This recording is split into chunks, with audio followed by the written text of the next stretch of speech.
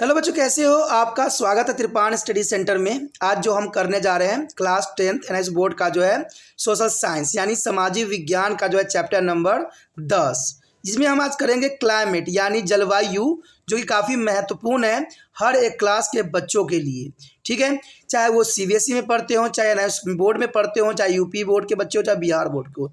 Even कि जो बच्चे कॉम्पिटिशन की तैयारी कर रहे हैं उनके लिए भी ये काफ़ी महत्वपूर्ण रहेगा। और साथ में इसमें हम क्लाइमेट के अंतर्गत हर एक पहलू पर विचार करेंगे और हर एक जो है पॉइंट पे प्रकाश डालेंगे और हर अछूता जो पॉइंट रहेगा उस पर हम अच्छे से समझने की कोशिश करेंगे और ये काफ़ी महत्वपूर्ण रहेगा। लेकिन चैप्टर स्टार्ट करने से पहले एक बात जो मैं सदैव कहता हूँ, जिसको आपको सोचना भी चाहिए, विचार भी करना चाहिए, इवन अमल भी करना चाहिए, वो ये है कि जब भी वीडियो देखिए पूरा देखिए, क्योंकि अधूरा जानकारी सदैव खतरनाक होता है। साथ में एक इम्पोर्टेंट बात ये भी रहता है, अगर आप पहली बार वीडियो देख रहे हो तो लाइक शेयर सब्सक्राइब करना मत भूलना, क्योंकि दोस्तों लाइक कीजिएगा तो बनाने वाले का मनोबल बढ़ता है, सब्सक्राइब कीजिएगा तो इससे ये होता है कि जब भी मैं कोई वीडियो डालूंगा उसका नोटिफिकेशन आपको समय रहते मिल जाएगा। और देखिए शेयर का मतलब ये होता है कि आपके थ्रू ना जाने किन बच्चों को हेल्प मिल जाए, ये आप भी नहीं जानोगे, इसलिए जो है आप शेयर जरूर करो। ठीक है, व्हाट्सएप स्टेटस पे भी लगाओ। दोस्तों एनआईएस सेंटर जो कई मानने में बहुत से बच्चों के लिए हेल्पफुल है, चाहे वो 8th क्लास हो, 9th 10th 11th 12th हो, चाहे वो एनआईएस बोर्ड के बच्चे हों, ठीक है, चाहे बीए एमए के बच्चे हो, सभी क्लासों के लिए कुछ ना कुछ जो है त्रिपाण सेंटर में उपलब्ध है। तो इसलिए आपके लिए ज़रूरी है कि आप सब्सक्राइब करके इसको चैनल को जो है सेव कर लो, नहीं तो बाद में अगर रिसर्च करोगे तो शायद आपको ये चैनल प्राप्त ना हो। तो इसलिए सोचना नहीं, विचार नहीं करना है, सब्सक्राइब करके जो है अपने पास सेव करना है। दोस्तों ये तो बात था आपके लिए, लेकिन आप देखते हैं हमारा आज टॉपिक क्या है। Today we have discussion most important chapter here, climate. Climate is the most important, and here first point arrive here, factors affecting the climate of India. There is a most important factors affecting the climate of India. You know that there are conservation of here Mona and Raju. Mona and Raju, they are most important creature on this chapter, where is the train along with the parents. They ask the question to their parents about the difference between weather and climate.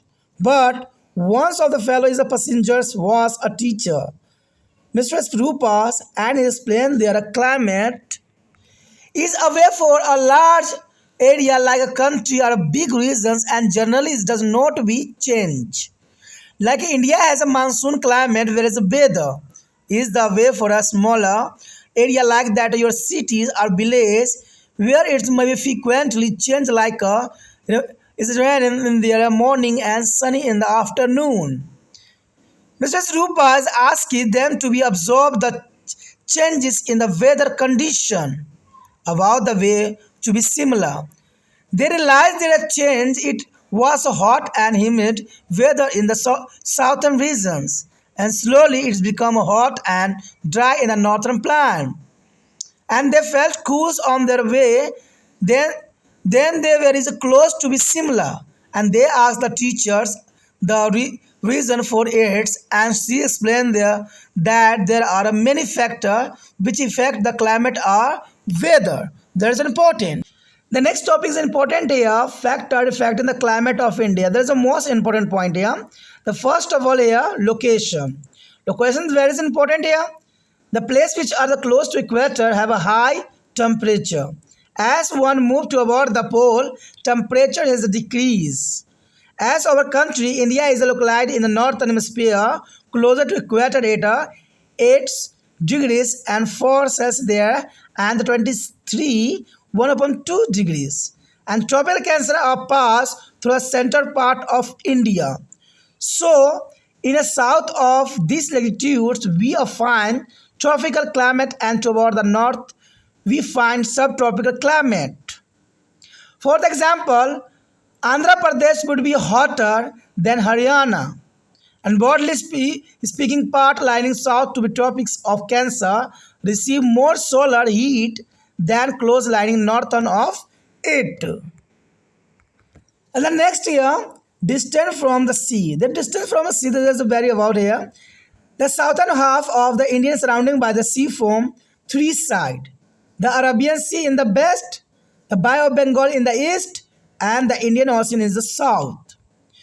Due to moderating influence of the sea, this region is neither hot in summer nor very cold in winter.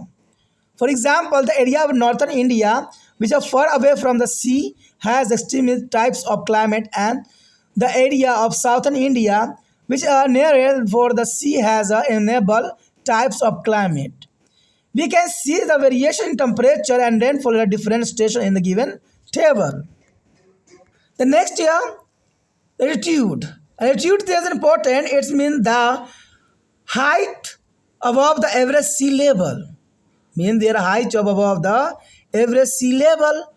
The atmosphere become less dense and we feel a breathlessness, and we go higher from their earth surface, and thus the temperature also decrease with the height. For example, the cities are located on the hill are cooler like a Simla. Whereas the cities lies in their plan with have a hot climate like a Ludhiana. The next year, mountain range. The mountain range is varied about here. The mountain range also affect the climate of any region to be great extent. The Himalaya mountain is located in the northern part of our country with an average height of 6,000 meters. It's a protect our country from a cold winds of Central Asia. On the other hand, there is a check the rain bearings of southwest monsoon and winds and the capital them to be said there is a moisture in India. Similarly, Western Ghat, a forced rain bearing wind to be causes heavier rainfall on the western slope of the Western Ghat. The next year, direction of surface wind. There are direction of air surface winds. The wind system also affects the Indian climate. This system consists of the monsoon wind, land and sea breezes, and the local winds also. In a winter, the winds blow from to the land to the sea, so they are cold and dry. On the other hand, in the summer, winds blow from a sea to land and bearing the moisture along with them from the sea, and they causes wild spread rain on most part of the country. The next year, upper air currents. There is an important upper air currents here. Beside the surface wind, there are a strong air currents called jet stream. You know that? What is a jet stream here? The beside surface wind, there are strong air current.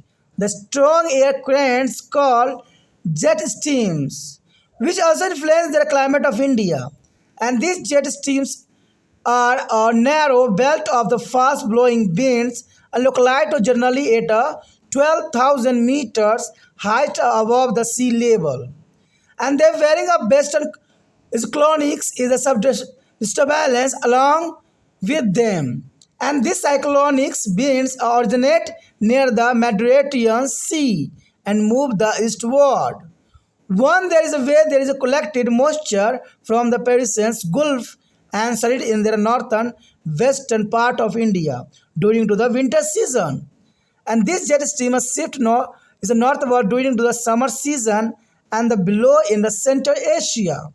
And thus there is an onset of monsoon. This is important. Let's come to the map and see there is a factor of here. On the screen here, there is the most important here. There is a map for the next question is important. There is a by the Bengal winter monsoon and even see here. अब जो हम करेंगे यहाँ पर बहुत ही महत्वपूर्ण chapter जलवायु। जलवायु काफ़ी महत्वपूर्ण चैप्टर है हर एक क्लास के बच्चों के लिए, हर एक जगह पे, तो ये काफ़ी महत्वपूर्ण रहता है। लेकिन अगर हम पहली पॉइंट की बात करें यहाँ पर भारत की जलवायु को प्रभावित करने वाले कारक, देखिए भारतीय जलवायु को कौन से कारक हैं जो इसको काफ़ी प्रभावित करता है और इसकी दिशा को बदल देता है। कहते हैं दिशा को बदलना हवाओं का काम होता है और बड़े बड़े चट्टानों का काम होता है। तो वो सारे फैक्टर पे हम यहाँ विस्तार पूर्वक चर्चा करेंगे और हर एक पहलू पर प्रकाश डालने की कोशिश करेंगे और हर जो अछूता पॉइंट रहेगा उस पर हम विस्तार पूर्वक जानने की कोशिश करेंगे और समझेंगे। तो आप बने रहे त्रिपाण स्टडी सेंटर के साथ। अगर हमारा यहाँ पहला प्रश्न आता है भारत जलवायु को प्रभावित करने वाले कारक, तो देखिए यहाँ पर एक बच्चे ने प्रश्न किया, दो बच्चे हैं, मोना और राजू ने अपने माता पिता के साथ ट्रेन में सफ़र कर रहे थे। उन्होंने मौसम और जलवायु के बीच अंतर के बारे में पूछा माता पिता से कि जलवायु और मौसम में क्या अंतर होता है। अब देखिए यहाँ पर ही एक शिक्षिका थी श्रीमती रूपा, उन्होंने सामान्य तौर पर यह बताया कि जलवायु हमेशा बड़े क्षेत्र के लिए होता है। यानी श्रीमती रूपा ने सामान्यतः बच्चों को ये बात बताया और समझाने की कोशिश किया कि जलवायु हमेशा बड़े क्षेत्र के लिए होता है और मौसम छोटे क्षेत्र के लिए होता है। यानी मान लीजिए कोई राज्य में आप रह रहे हैं तो छोटा क्षेत्र है और वहाँ के जलवायु जो है, ठीक है, जलवायु वही जलवायु होगा जो पूरे देश में चल रही है। तो सर्दी है तो सर्दी देखिए सभी देशों में चलता है, ये जलवायु हुई। और मौसम, मान लीजिए सर्दी का मौसम है, कहीं भी जो है पानी भी हो रही है, कहीं बर्फ़ भी गिर रही है, तो ये मौसम को रिप्रेजेंट करेगा। तो आप यहाँ भली बातें समझ गए होंगे। और मिस रूपा ने भी बहुत काफ़ी महत्वपूर्ण बात यहाँ बताई कि इसमें परिवर्तन होता है, यानी जलवायु जो होता है उसमें परिवर्तन नहीं होता है, जबकि कहते हैं मौसम में परिवर्तन देखने को मिलता है और छोटा ही कहीं होता है। अगर भारत में बात करें तो भारत में मानसून जलवायु है, मानसून जो है एक तरह का देखा जाए तो जलवायु है।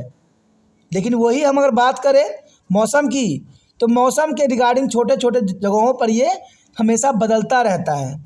जैसे कि आपके शहर या गांव में जहां प्रायः सुबह में बारिश और दोपहर में धूप होती है। श्रीमती रूपा ने उसने ये भी कहा कि शिमला के रास्ते में मौसम की स्थिति में परिवर्तन का अवलोकन आप कर सकते हैं। उन्होंने कुछ परिवर्तन अनुभव किए। मौसम दक्षिण क्षेत्र में गर्म और आर्द्र था और धीरे धीरे जो है उत्तरी मैदान में गर्म और शुष्क हो गया। और धीरे धीरे जब वो शिमला के करीब थे तो उन्हें ठंड महसूस होने लगा। उन्हें शिक्षकों से इसका कारण पूछा तो उन्होंने बताया कि मौसम जलवायु या मौसम को प्रभावित करने वाले अनेक कारक है। तो जनरल सी बात है, ये सारे कारक हैं। तो इसी पे हम आगे विचार करते हैं। चलिए देखते हैं कौन कौन से कारक हैं। तो हमारा अगला पॉइंट जो आता है भारत की जलवायु को प्रभावित करने वाले कारक। तो सबसे पहला तो यही आता है कारक के रूप में स्थान। कहते हैं स्थान किसी भी क्षेत्र के लिए बहुत काफ़ी महत्वपूर्ण होता है। जो स्थान भूमध्य रेखा के करीब है वहाँ तापमान अधिक रहता है। यानी जो भूमध्य रेखा के करीब होगा वहाँ पर तापमान सबसे अधिक होगा। और जैसे जैसे आप ध्रुव की ओर आते हैं तापमान घटता जाता है। यानी हम ध्रुव की तरफ जाते हैं तो तापमान घटने लग जाती है। हमारा देश भारत की स्थिति उत्तरी गोलोद में वृत्त में जो है 8 डिग्री 4 उत्तर में स्थित है तथा कर्क वृत्त से जो है 23.1/2 उत्तर भारत के मध्य से गुजरती है। इस प्रकार से कर्क वृत्त के दक्षिण की जलवायु उष्णकटिबंधीय और इसके जलवायु उष्णकटिबंधीय है। यानी देखा जाए तो भारत के जलवायु जो है उष्णकटिबंधीय है और उत्तर में भी जो है उष्णकटिबंधीय है। उदाहरण के लिए आंध्र प्रदेश की जलवायु हरियाणा से अधिक गर्म है और आमतौर पर कर्क वृत्त के दक्षिण में स्थित भूभाग इसके उत्तर में स्थित भूभागों से अधिक सौर ऊर्जा प्राप्त करती हैं। तो आप समझ सकते हो कि जलवायु को सबसे अधिक प्रभावित जो है स्थान करता है। आप किस क्षेत्र में हो, कैसे जगहों पे हो, वहाँ पर क्या कंडीशन होता है, तो वो जलवायु को प्रभावित करने वाला महत्वपूर्ण कारक होता है। उसके पश्चात आता है समुद्र से दूरी।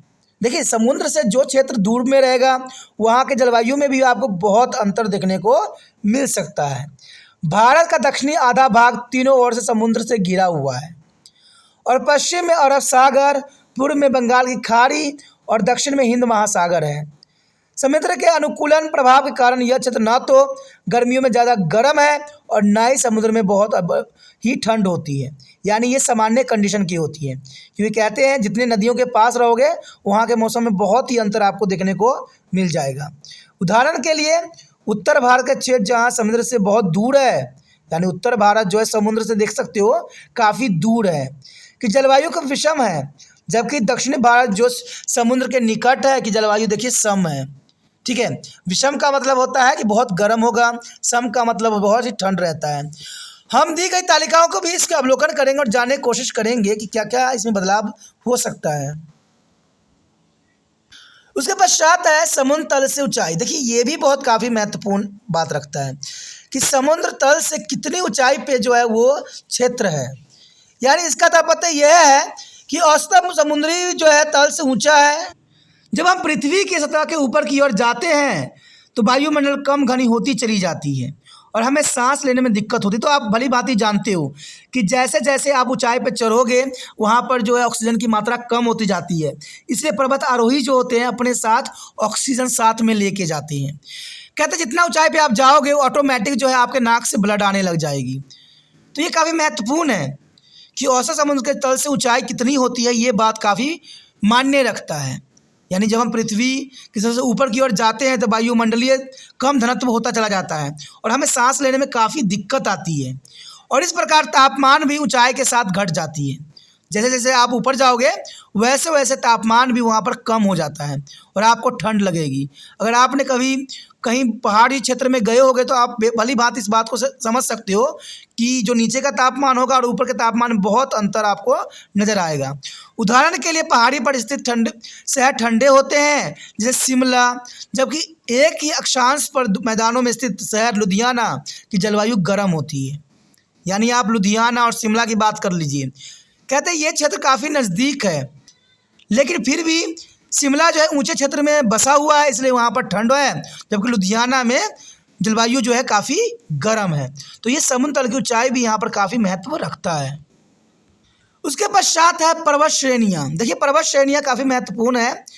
पर्वत श्रृंखलाएँ भी काफ़ी हद तक किसी भी क्षेत्र की जलवायु को प्रभावित करती है।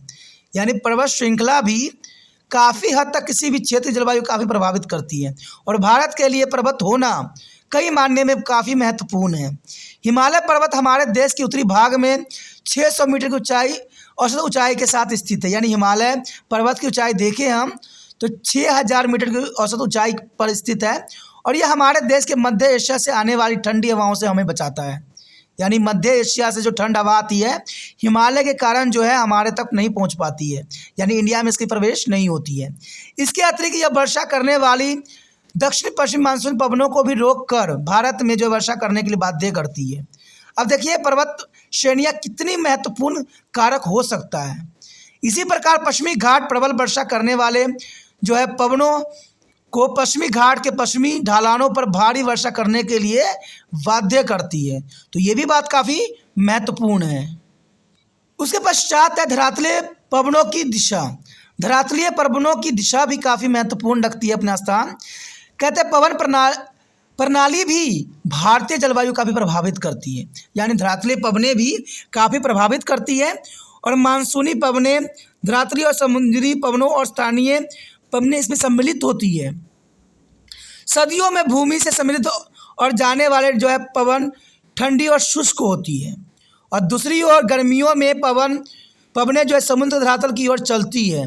यह अपने साथ समुद्र से नमी लेकर आती है और देश के अधिकतर भागों में व्यापक वर्षा भी करती है। यानी देखा जाए तो ये काफ़ी महत्वपूर्ण है कि अपने साथ समुद्र से नमी लेकर आती है और देश के अधिकतर भागों में व्यापक वर्षा भी करने के लिए बाध्य करती है। यानी धरातलीय पवनों का बहुत काफ़ी महत्वपूर्ण स्थान है। पवनों के कारण ही वर्षा जो है इस क्षेत्र से उस क्षेत्र में बदल के जाता है, क्योंकि पवन जो है बादलों को यहाँ से वहाँ ट्रांसफ़र करती रहती है। तो ये कितना महत्वपूर्ण यहाँ पर हो सकता है। उसके पश्चात है हमारे समक्ष उत्तरी वायुधाराएँ। ये अंतिम पॉइंट फैक्टर है, उत्तरी वायुधाराएँ। कहते हैं काफ़ी महत्वपूर्ण है। धरातलीय पवनों के जो है अतिरिक्त शक्तिशाली वायुधाराएँ हैं जिन्हें जेट स्ट्रीम कहती हैं। अब देखिए कई बार क्वेश्चन आ जाता है कि जेट स्ट्रीम किसे कहते हैं। तो साधारण शब्दों में देखा जाए धरातलीय पवनों के अतिरिक्त शक्तिशाली वायुधाराओं को हम जेट स्ट्रीम कहते हैं। शक्तिशाली वायुधाराओं को हम क्या कहते हैं? Jet stream. और ये भी भारत की जलवायु को काफ़ी प्रभावित करती है। यानी ये जो है भारत की जलवायु काफ़ी प्रभावित करने के लिए इम्पोर्टेंट होती है। ये जेट स्ट्रीम समुद्र तल के लगभग 12,000 मीटर की ऊंचाई पर एक संक्रिय पेटी में तेजी चलने वाले पवनें होती है। यानी ये 12,000 मीटर की ऊंचाई पर चलती है। वह अपने साथ पश्चिमी विक्षोभों के साथ लाती है और ये चक्रवाती विषम भूमध्य सागर के निकट उत्पन्न होकर पूर्व की ओर बढ़ती है। ये रास्ते में फारस की खाड़ी से नमी को ग्रहण करके सर्दियों के मौसम में उत्तर भारत के पश्चिमी भागों में वर्षा करती है और ये जेट वायुधाराएँ गर्मियों में उत्तर की ओर खिसक जाती है और मध्य एशिया में बहने लगती है और इस तरह ये मानसून को भारत में आने में काफ़ी मदद करती है। यानी ऊपरी वायु जलधाराएं जो होती है भारत में वर्षा लाने के लिए उत्तरदायी होती है।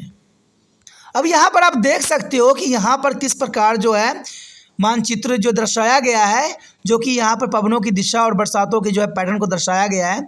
अब शीतकालीन मानसून में आप देख सकते हो कि इस प्रकार जो है ये किस तरह जो है अपनी तरफ से मुड़ जाती है और भारत के दूसरे क्षेत्रों में चली जाती है। जैसे कि आपका देख भी रहे होगे कि महाराष्ट्र के साइड मुड़ गई है, यानी उत्तर प्रदेश के बिहार के साइड से होते हुए, अरुणाचल प्रदेश से होते हुए ये दूसरे साइड जो है अपना रुख बदल लेती है। तो ये मैप भी काफ़ी महत्वपूर्ण होती है समझने के लिए किस प्रकार जो है ये अपना कार्य करती है। और कई बार तो है इसके अंतर्गत भी क्वेश्चन पूछे जाते हैं, तो आपको जो है मैप को भी अच्छे से ध्यान रखना है और मैप को भी समझना है, तभी जो है आप अच्छे एग्जाम में मार्क्स प्राप्त कर सकती हो। तो इसी के साथ हमारा ये टॉपिक भी खत्म हो जाता है, जो ये काफ़ी महत्वपूर्ण है। आगे का टॉपिक और भी महत्वपूर्ण है, तो आप बने रहे त्रिपाण स्टडी सेंटर के साथ और जितना हो सके इसको लाइक शेयर सब्सक्राइब जरूर कीजिए।